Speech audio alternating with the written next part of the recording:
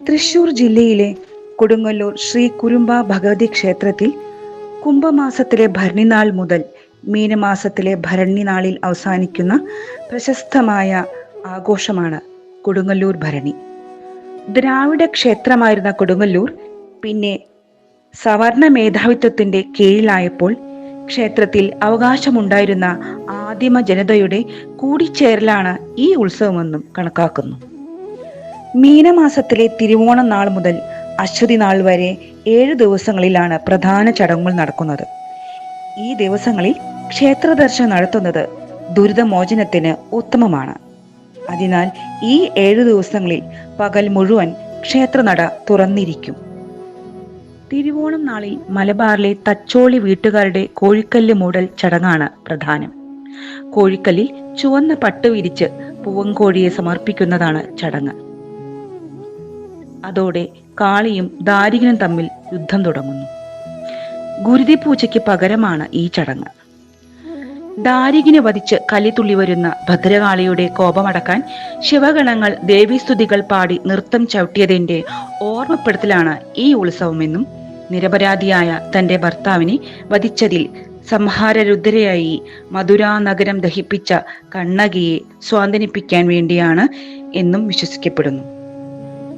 ഭഗവതി സ്തുതിയായ തോറ്റംപാട്ടിൽ കണ്ണകിക്ക് പകരം കന്യാവു കാളിരൂപം പൂണ്ട് പാണ്ഡ്യരാജനെ വധിക്കുന്നതായി കാണാം.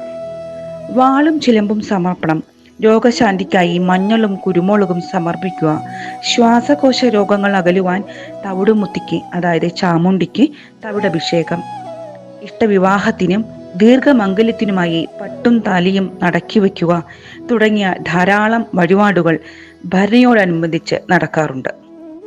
തിരുവോണം നാൾ മുതൽ ക്ഷേത്രത്തിലേക്ക് കോമരങ്ങൾ കൂട്ടക്കൂട്ടമായി എത്തിച്ചേരും. അവർ തങ്ങളുടെ ദേശത്തോ കുടുംബക്ഷേത്രത്തിലോ മച്ചിനകത്തോ ഭഗവതിയെ കുടിയിരുത്തിയിട്ടുണ്ടാവും. പ്രത്യേകം വ്രതമെടുത്ത് പ്രത്യേക പൂജകൾ കഴിച്ചാണ് അവർ ക്ഷേത്രത്തിലേക്ക് വരുന്നത്. ഭഗവതിയെ പോലെ അണിഞ്ഞൊരുങ്ങി ദേവീസ്തുതികൾ പാടി മണികെട്ടിയ വടിയോ വാളോ ചിലമ്പോ എടുത്തുകൊണ്ടാണ് അവർ വരുന്നത്. ചെമ്പട്ടുടുത്ത് വാളും ചിലമ്പും അണിഞ്ഞ് പൂമാല ചാർത്തി അവർ തങ്ങളുടെ അവകാശപ്പെട്ട തറകളിൽ നിലയുറപ്പിക്കുകയും ചെയ്യുന്നു. 6ാമത്തെ ദിവസം രേവതി നാളിൽ കളമെഴുത്തും പാട്ടും വിളക്കും ആണ് ചടങ്ങുകൾ. രേവതി ദിവസം ഭദ്രകാളി ദാരികനെ വധിക്കുന്നു. രേവതി സന്ധ്യയ്ക്ക് കാളി ദാരികനിൽ നേടിയ വിജയം അറിയിച്ചുകൊണ്ട് രേവതി വിളക്ക് തെളിയുന്നു. ആയിരക്കണക്കിന് ഭക്തരാണ് രേവതി ദിവസം ദർശനത്തിനായി എത്തിച്ചേരുക. പിറ്റേന്ന് 7ാം നാൾ അശ്വതി നാളിൽ ഉച്ചയ്ക്ക് 12 മണിയോടെ കൊടുങ്ങല്ലൂർ തമ്പുരാന്റെ നേതൃത്വത്തിൽ വടക്കേ നട അടച്ചുപൂട്ടി രഹസ്യപൂജയായ തൃച്ചന്ദന ചാർത്ത് നടത്തുന്നു. അതോടെ ഭഗവതി സാധാരണ നിലയിലായി മാറുന്നു എന്നതാണ് ഐതിഹ്യം. ഈ സമയത്ത് കോമരങ്ങളും ഭക്തരും പുറത്ത് ഭഗവതി സ്തുതികൾ പാടി നൃത്തം ചെയ്യുന്നു.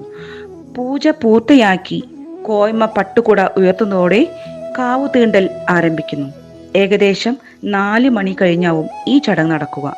ഈ സമയത്ത് കോമരങ്ങളും ഭക്തരും മുളം തണ്ടുകൊണ്ട് ക്ഷേത്രത്തിന്റെ ചെമ്പോലത്തകിടിൽ അടിച്ച് 3 തവണ പ്രദക്ഷിണം ചെയ്യുന്നു. പിന്നെ 7 നാൾ ക്ഷേത്രനട അടഞ്ഞുകിടക്കുന്നു. ഈ ദിവസങ്ങളിൽ പള്ളിമാടത്തിൽ ആവാഹിച്ച് ഭഗവതിയെ ഇരുത്തി മുമ്പിൽ ഭക്തർക്ക് വഴിപാടുകളും സമർപ്പിക്കാവുന്നതാണ്. പിന്നീട് പൂയന്നാളിൽ നട തുറക്കും. ശാക്തേയമായ കൗളമാർഗത്തിൽ അധിഷ്ഠിതമായ ആചാരങ്ങളാണ് ഈ ക്ഷേത്രത്തിൽ കാണപ്പെടുന്നത്. ഇത് ഭഗവതിയുടെ ദ്രാവിഡ ബന്ധം വെളിപ്പെടുത്തുന്നു.